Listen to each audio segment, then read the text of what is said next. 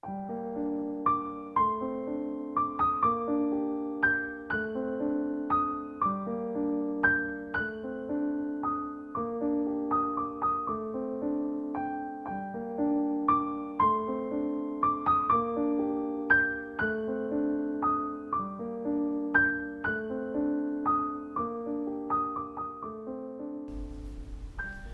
ngala ng Ama, ng Anak at Espiritu Santo. Amen.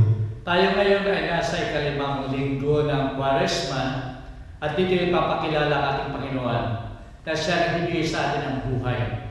At hindi lamang buhay, kundi ganap na buhay. Sumayin niyo ang Panginoon. At sumayin rin. Ang pagbasa sa Banal na Ebanghelyo ayon kay San Juan. Luwalhati sa iyo, Panginoon. Nang panahon yun, si Jesus ay nagtungo sa bundok ng mga Olibo. Ngunit kinabukasan ay maagang nagbalik sa templo. Dinugog siya ng buong bayan. Kahit daw po siya at nangaral sa kanila. Dinala sa kanya ng mga eskriba at mga Pariseo ang isang babae na nahuli sa pakikiapid at inilagay siya sa gitna. Winiga nila kay Jesus, Guro, ang babaeng ito'y natutob sa pakikiapid. Ipinag-uutos sa amin ni Moises sa batas na batuhin ang ganitong mga babae. Ano ang masasabi mo? Ito ay kanilang itinanong upang subukin siya at maisumbong. Datapwat kibuko si Jesus at isinulat ang daliri sa lupa. Dahil sa mapilit nilang pagtatanong sa kanya, tumuwid siya at sinabi sa kanila, ang walang kasalanan sa inyo, ang siyang unang pumukol ng bato sa kanya. At muling yumuko upang sumulat sa lupa. Sa pangungusap na ito, sila ay isa-isang umalis mula sa pinakamatanda at naiwang nag-iisa si Jesus na kasama ang babae na nasa gitna. Tumuwid si Jesus at sinabi sa kanya, babae, nasaan sila? Wala bang humatol na magparusa sa iyo? Sumagot siya, wala, Panginoon. Ako man, ani Jesus sa kanya, hindi kita hahatulan parusahan. Humayo ka at huwag ka nang magkasala. Ang salita ng Diyos. Purihin ka, O Kristo. Minamahal ko mga kapatid sa pananampalataya, ang dami na nating napakinggan na pangako. Katunayan tayo rin kuminsan ay nangangako. Katulad ngayon ng pangako, lalong-lalo na sa buong Pilipinas, habang nangangampanya yung mga politician, ang dami kayong pangako o ang dami tayong pangako na napapakinggan. At ang gaganda, doon sa isang napanood ko sa TV, napangampanya na isang politician, ang dami niyang pangako. At tuwing siya magsasabi ng pangako doon sa mga taong naroon, nagpapalakpakan, sumisigaw yung mga tao sapagkat natutuwa sila. Natutuwa sila sapagkat ang pangako sa kanila kasaganaan, kaligtasan, kapangyarihan, kaalwanan. Ito'y napakagandang pakinggan.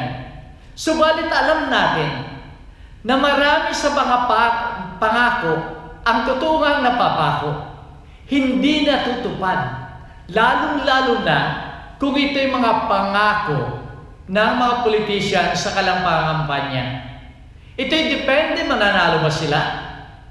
O kung sila ba ay nasa posisyon, mayroon ba silang maibibigay na dulot ng pangako na yon? Minamahal ko mga kapatid, mayroong isang pangako at ito'y pinangako ng ating Panginoon. At ito'y 100% na nais niyang ibigay sa atin. Yun nga lamang depende sa atin. Yung pagtanggap natin at yung gagawin natin.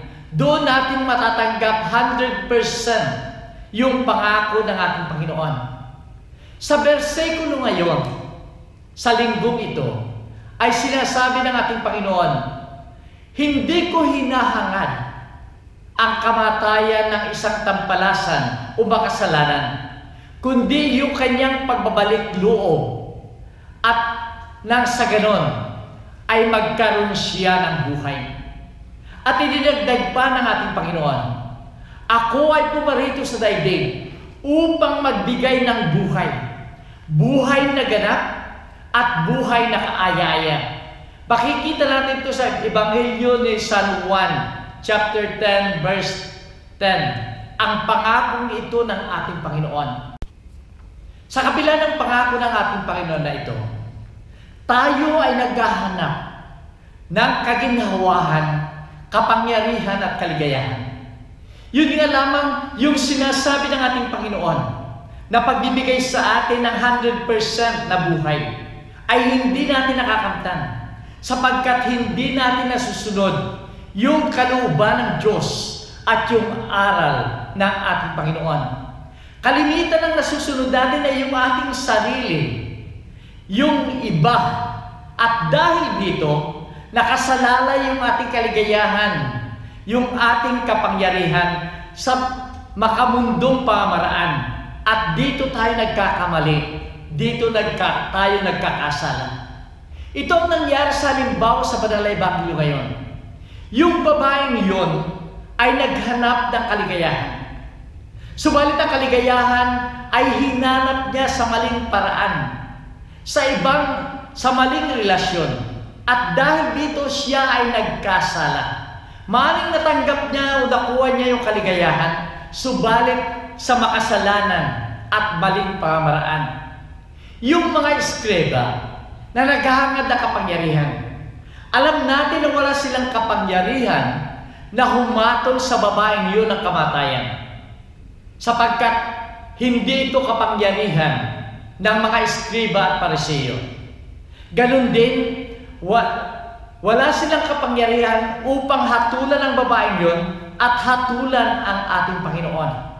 Kaya't ginawa nilang bitag yung babae na yun, na dito ay tinatanong nila ang ating Panginoon.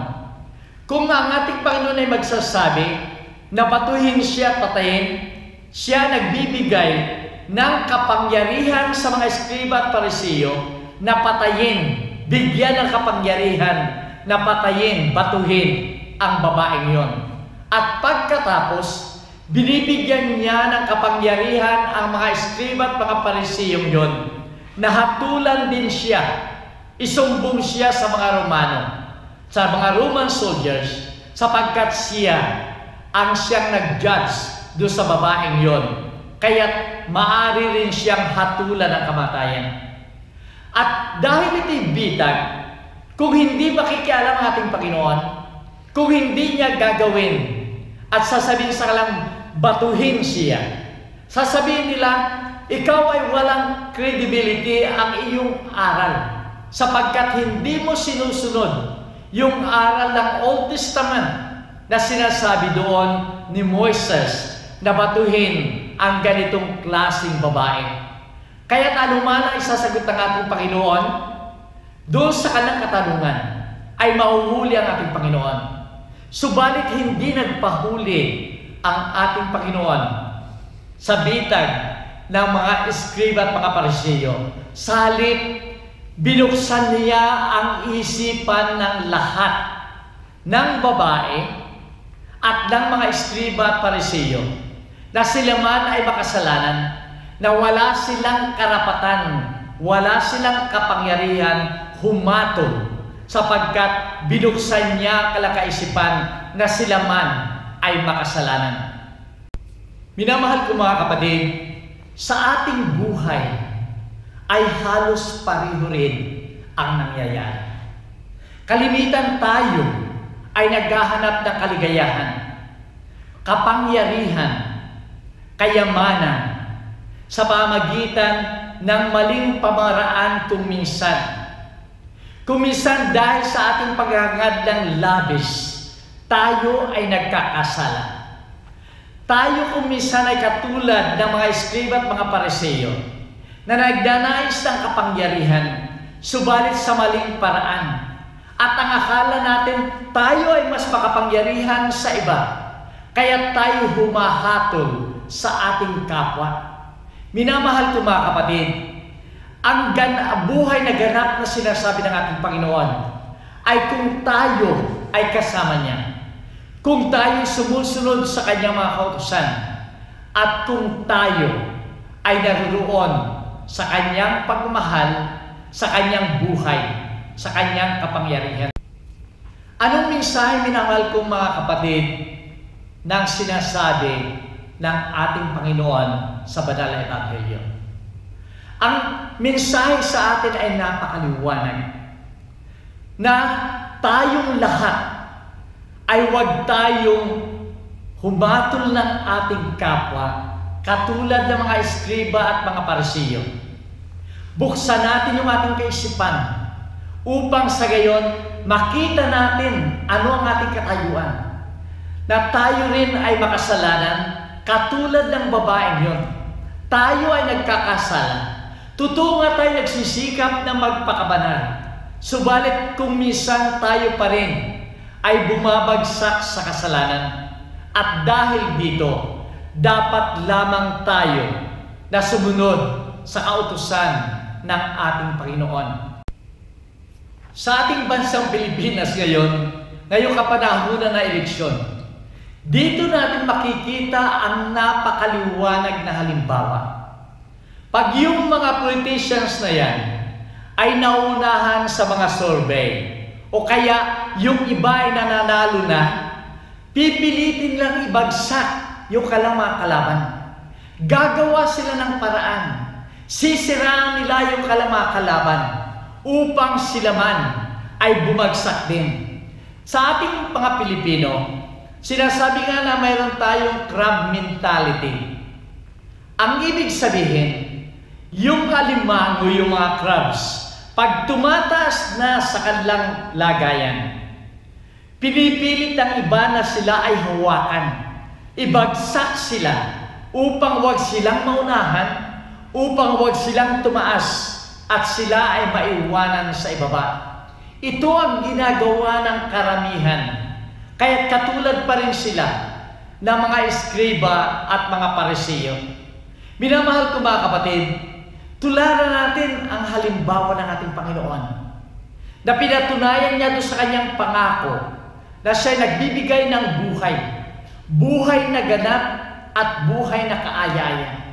Ito ang dahilan kung bakit siya dumating sa daigdig na ito, upang magbigay ng buhay na yon.